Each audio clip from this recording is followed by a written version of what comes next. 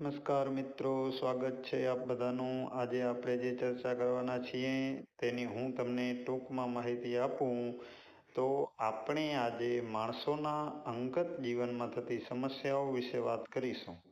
આ એવી સમસ્યાઓ છે જેમ માણસો મોટાભાગે પોતાના જાહેર જીવનમાં કોઈની સાથે શેર કરવાનું ટાળતા હોય છે. તો ચાલો હવે જાણીએ આજે એવી જ 7 સમસ્યાઓ અને તેમના સમાધાનો. પ્રશ્ન નંબર 1. મારો દીકરો 16 વર્ષનો થયો છે, છતાં હજી ક્યારેક ક્યારેક એનાથી પથારી ભીની થઈ જાય છે. એ પોતે પણ આ બાબતે ક્ષોભ અનુભવે છે, પરંતુ થોડા થોડા દિવસે આ તકલીફ તેને થાય છે. એને કંઈ બીમારી હશે? આવો એક મહિલાનો સવાલ છે. તો આપણે સમજી શકીએ છીએ કે આ એમની માતા દ્વારા પૂછવામાં આવેલો સવાલ છે. હવે ચાલો આપણે તેમના આ પ્રશ્નનો ઉત્તર આપીએ. તો બહેન, શક્ય છે કે એ મનોમન કોઈ તણાવ અથવા એવી મનોસ્થિતિમાંથી પસાર થઈ રહ્યો હોય જેના કારણે એના મગજ પર સતત દબાણ રહેતું હોય. આની પાછળ ઘરનું વાતાવરણ, મિત્ર વર્તુળ, પરીક્ષા અથવા અન્ય કોઈ કારણ જવાબદાર હોઈ શકે છે. તમે આ અંગે તમારા ડોક્ટરને વાત કરો. જરૂર જણાય તો મનોચિકિત્સક સાથે પણ તેનું કાઉન્સેલિંગ કરાવી શકો છો. પ્રશ્ન નંબર 2. મારી ઉંમર 30 વર્ષની છે. મારી સમસ્યા એ છે કે મને ઘણીવાર વિજાતીય વ્યક્તિને જોઈ સાથ માણવાની ઈચ્છા થાય છે. ક્યારેક ટીવી પર ફિલ્મ, કોઈ એવું દ્રશ્ય જોઉં તો મારા અંતસ્વસ્ત્રો ભીના થઈ જાય છે. મારી કોઈ ગર્લફ્રેન્ડ નથી. આ કોઈ બીમારી હશે? આવો એક 30 વર્ષના યુવાનનો પ્રશ્ન છે. તો ચાલો હવે આપણે તેમને ઉત્તર આપીએ. તમે જણાવેલી સમસ્યાઓ પાછળ તમારા શરીરમાં રહેલા જાતીય હોર્મોન્સના વધારે કારણભૂત છે. તમારી ઉંમર 30 વર્ષ થઈ ગઈ છે અને તમારી કોઈ ગર્લફ્રેન્ડ નથી, તેથી તમને આવું થાય છે.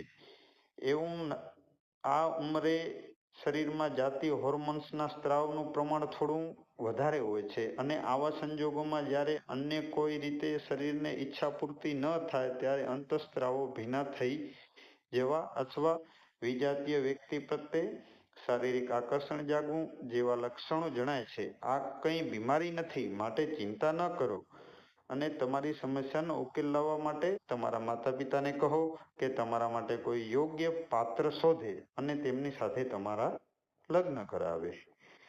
પ્રશ્ન નંબર 3. મારે લગ્ન થઈ ગયા છે. મારા પતિ ઘણા સમયથી મને ફરિયાદ કરે છે કે હું તેમને અંગત પળો દરમિયાન મારા સંતોષ નથી મળતો. એમની વારંવાર આ ફરિયાદથી મને ઘણીવાર સાથ માણવાની ઈચ્છા થતી નથી. મારે શું કરવું? હું એમની ફરિયાદ દૂર કરવા શું કરી શકું? આ એક મહિલાનો સવાલ છે. તો ચાલો તેમને હવે આપણે ઉત્તર આપીએ. તમારા પતિ જો અંગત પળોમાં તમારા તરફથી અસંતોષ રહેતો હોય તો સૌથી પહેલા એ માટેનું કારણ જાણો. એ માટે જ્યારે પતિ આ ફરિયાદ કરે છે ત્યારે તેમની સાથે સ્પષ્ટતાથી અને શાંતિથી ચર્ચા કરો. કેમ કે એમને સંતોષ નથી થતો એ જાણો. કદાચ તમે પણ એમની કોઈ વાત કે વર્તન ખરાબ લાગ્યું હોય તો એ અંગે પણ એમને જાણ કરો. એમની વારંવાર ફરિયાદ છે તો તેની પાછળ કંઈક કારણ તો જરૂર હોવું જોઈએ. જરૂર જણાય તો ગાયક્નોલોજીસ્ટની સાથે પણ ચર્ચા તમે કરી શકો છો. પ્રશ્ન નંબર 4. હું એક યુવાનને 2 વર્ષથી પ્રેમ કરું છું.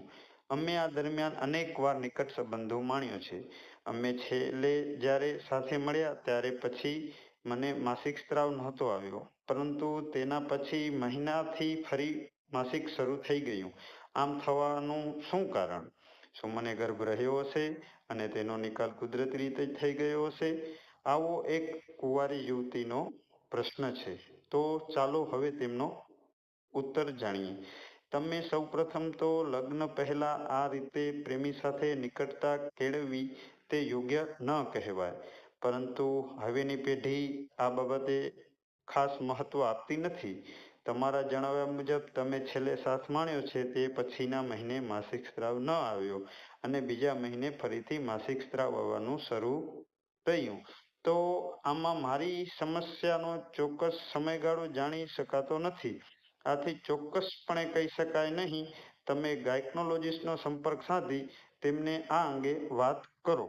પ્રશ્ન નંબર 5. અમે બંને હનીમૂન પર ગયા ત્યારે મારી પત્નીને ગર્ભ રહી ગયો, પરંતુ એને કોઈને જાણ કર્યા વિના અબોર્શન કરાવી લીધું.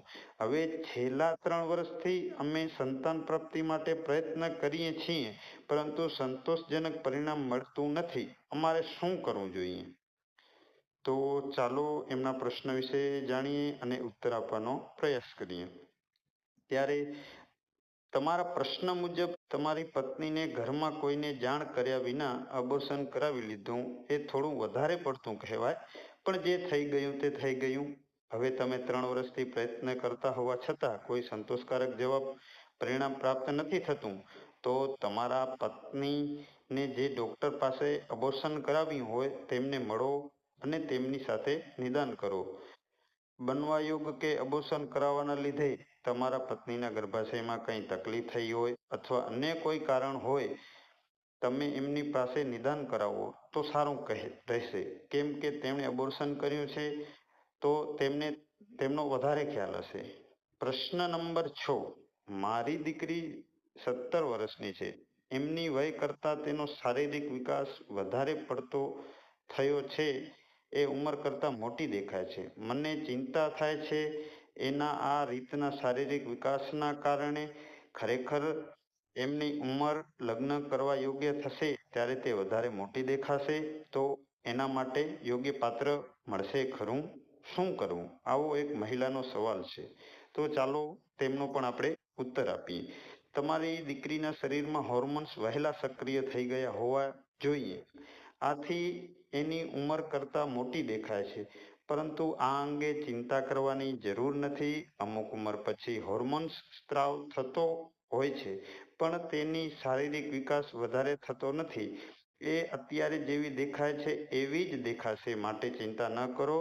જરૂર લાગે તો ગાયક્નોલોજીસ્ટની સલાહ અને માર્ગદર્શન લો, જેથી તમારી ચિંતા દૂર થશે. પ્રશ્ન નંબર 7, જે આપણો આજનો અંતિમ પ્રશ્ન છે, તો ચાલો જાણીએ. મારી દીકરીના લગ્ન 2 વર્ષ પહેલા થયા છે. એને હજુ માતૃ સુખ પ્રાપ્ત થયું નથી અને એની ઉંમર 30 વર્ષ છે.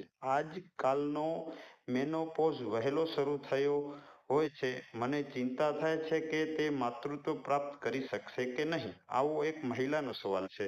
તો આપણે જાણી શકીએ છીએ કે આ મહિલા તે દીકરીની માતા હોઈ શકે છે. તો ચાલો જાણીએ ઉત્તર. તમે ચિંતા ન કરો.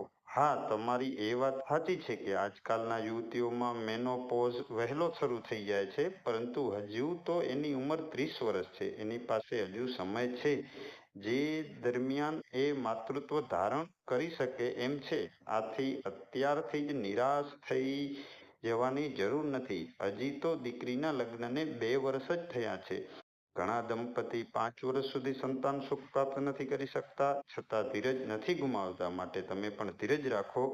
સમય આવે બધું ઠીક થઈ શકે છે. આશા રાખું છું કે મિત્રો તમને આ વિડીયો પસંદ આવ્યો હશે, અને તમે જો આવી કોઈ સમસ્યા હોય તો કમેન્ટ બોક્સમાં જરૂર જણાવજો. તો મળી હવે બીજા વિડીયોમાં આવા જ સવાલો અને જવાબો સાથે. ધન્યવાદ.